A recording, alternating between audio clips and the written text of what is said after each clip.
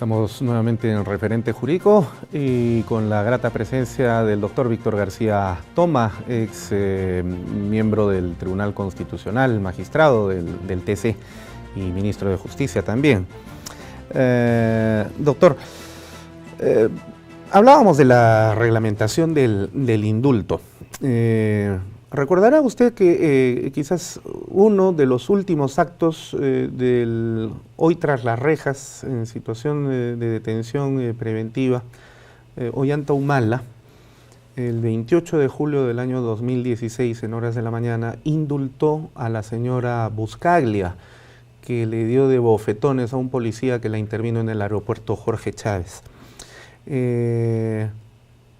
Y bueno, algunas voces básicamente vinculadas con el sector policial, con el Ministerio del Interior, se molestaron y dijeron, bueno, pues esto es una sacada de vuelta, ¿no? Para decirlo en sentido coloquial, a la decisión judicial. Esta señora ha violado la ley, ha faltado a la dignidad de la institución de la Policía Nacional y se la llevó fácil porque la indultaron, porque lleva un apellido encumbrado de la sociedad. Yo no he sabido, no sé si usted sí, que tras esta decisión del presidente Humala hubo algún tipo de motivación que se acogiera al reglamento del Ministerio de Justicia para este tipo de casos. Y si lo hubiera habido, bueno, no sabemos cuál es la enfermedad que pudiera tener la señora Buscaglia o quién lo hubiera motivado. Porque si no existió nada de esto, entonces tenemos que pensar que Ollanta Humala sí actuó en una condición regia, ¿no? Y porque se le vino pues la idea de que había que indultarla porque, bueno, motivado seguramente por algunas razones de índole social. Bueno, en efecto aquí hubo un indulto de naturaleza común. La decisión que toma el presidente no contraviene la ley porque no está, digamos, en la lista de los delitos prohibidos de ser objeto de un posterior perdón. Pero fue resistencia a la autoridad. El caso Buscaglia, desde mi punto de vista, tiene estas características. Se otorgó un indulto común. El delito que ella cometió no estaba dentro de la lista de aquellos ilícitos que están proscritos para el otorgamiento de este beneficio, de esta prerrogativa. En segundo lugar, creo que se dio en el contexto en donde la comunidad, más allá, por supuesto, de rechazar las actitudes altaneras de la beneficiaria, como acabamos también de ver el caso de otra señora que atropellaba a otro ciudadano porque era una yufra. Lo cierto es que el delito que ella comete está sobrecriminalizado. Lo que obligó a que se generasen dos acciones: este indulto por parte del presidente y luego por una interpretación de la Corte Suprema que prácticamente, que es una interpretación discutible, cuestionable, pero que soluciona el problema de fondo, impidiendo de que otras personas que llegasen a cometer este tipo de delitos tuviesen penas de hasta 12 años de carcelía, que era un exceso. Que también es un exceso, ¿no? Un exceso. Sí, pero también me da la impresión de que con esto se sigue reafirmando lo que Zaffaroni denominaba el clientelismo del derecho penal, es decir, siempre son los quispes, los mamani, con el respeto, por supuesto, de esos apellidos que además son también bastante encumbrados dentro del mundo aymara, pero justamente porque son aymara y no son Müller o no son Schultz o miembros integrantes de la crema innata de la sociedad, entonces pues al final ellos sí se van 12 años. Sí, eso, ¿no? Está clarísimo. Bueno. Está clarísimo. Ahora, ya tenemos el reglamento. Pero el reglamento finalmente es un reglamento y está aprobado mediante una resolución suprema del ministro de Justicia. Es decir, en la pirámide de Kelsen se encuentra muy por debajo del pináculo y prima la Constitución. Hay un vacío entre la Constitución y ese reglamento que está aprobado por una resolución suprema.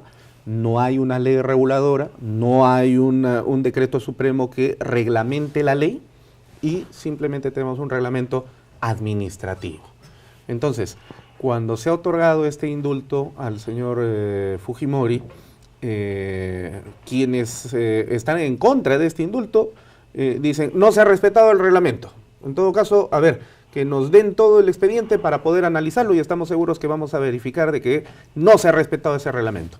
Y quienes son partidarios del indulto y felicitan al presidente dicen, oiga, ese reglamento es un reglamento administrativo, no se puede sobreponer a la Constitución, que es la que le da precisamente la potestad y la facultad al presidente de la República que podría dar ese indulto.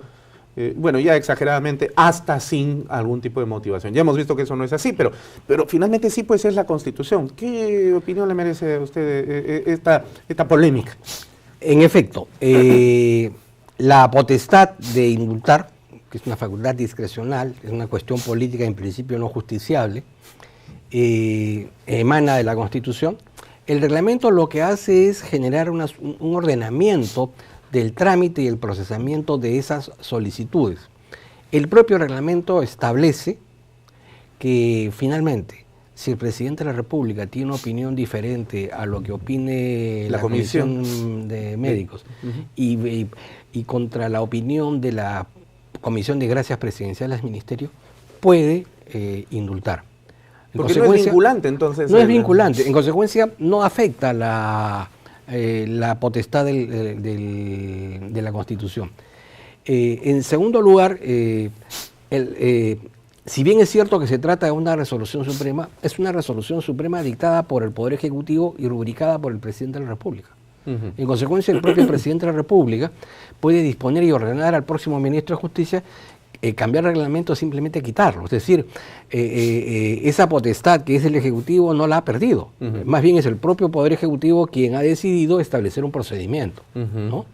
Y siendo el Presidente de la República el jefe y la cabeza del Poder Ejecutivo, en consecuencia no se han afectado sus competencias. Ya. Esto da cuenta entonces del acentuado tono presidencialista que tiene el modelo peruano. Definitivamente no somos parlamentaristas, pero también parecería que en el Perú, por lo menos desde este punto de vista de las facultades presidenciales, tenemos a un presidente, no importa si es Juan Pérez o si es Perico de los Palotes, estamos hablando de la institución del presidente de la República, un sujeto con un poder omnímodo. Bueno, esa fue, digamos, originalmente la concepción que la Constitución estableció para el caso, entre otros, del indulto. Lo que sucede es que con el avance de la justicia constitucional se han ido estableciendo ciertos límites, ¿no? El deber de motivar me parece muy importante. No se le pide al presidente que convenza. No se le pide al presidente que persuada. No, porque es el presidente, ¿no? No se le pide finalmente que acierte. Lo que se le pide es que le explique a la ciudadanía el porqué de su decisión. Es decir, dé cuenta de la potestad que la Constitución, a través de los ciudadanos, le ha dado, ¿no?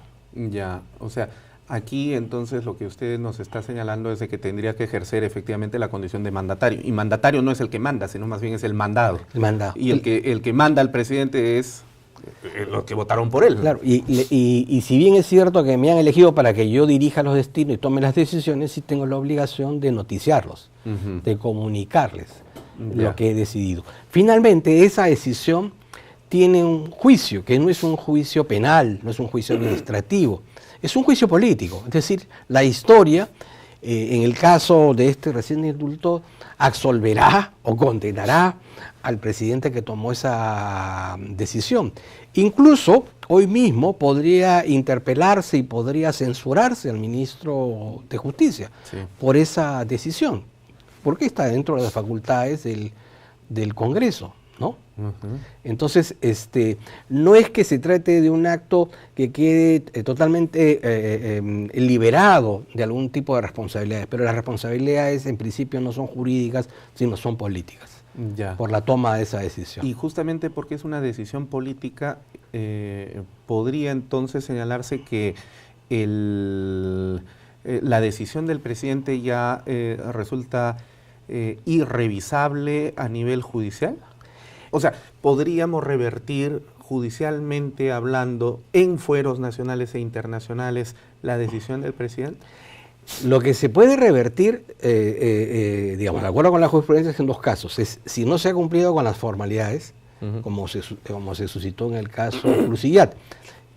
¿Qué pasa en el caso Cruciat? Se elabora un expediente administrativo, pero al momento de armar ese expediente, solo se incorporan en el mismo los informes médicos que resultaban favorables.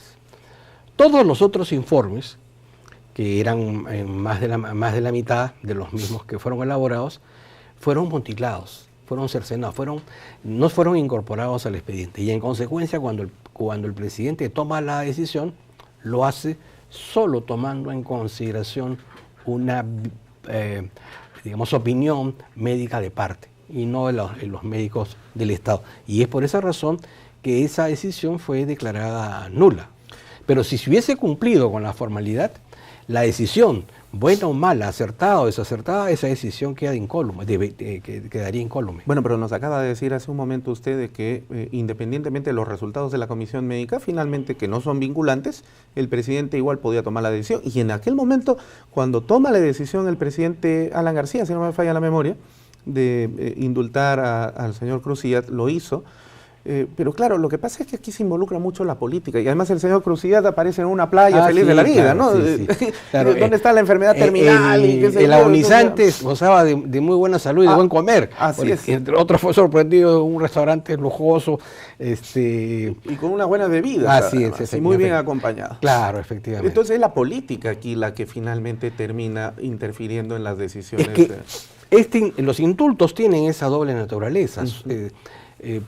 Tienen efecto jurídico, pero probablemente gran parte del origen o fundamento de sus decisiones sean decisiones basadas en la política, ¿no? Eso no se puede negar.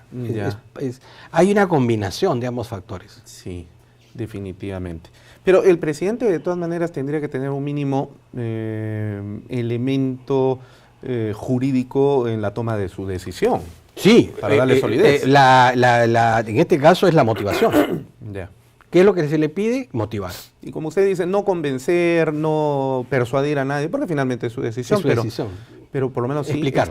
Explicarla. Lo mínimo que se le pide. Así es. Ya. Ahora, por ejemplo, en el caso de esta resolución, que por supuesto no dicta el presidente, o sea, la firma, la refrenda, pero quienes la elaboran es un grupo de técnicos, me parece que, dada la trascendencia de la medida, fue como colocar sobre un lienzo y pintar en vez de con pincel con brocha gorda, ¿no? Es decir, la resolución suprema es muy tosca, digamos, le ha faltado manos de orfebre, ¿no? Ha podido ser mejor elaborada. Es que no tiene la fineza que correspondería a una ley y su reglamentación a través de un decreto supremo, porque efectivamente es un reglamento administrativo. No, pero fíjese, por ejemplo, que se les ha pasado cosas importantes, porque esa resolución suprema tiene dos partes, el indulto y el derecho de gracia.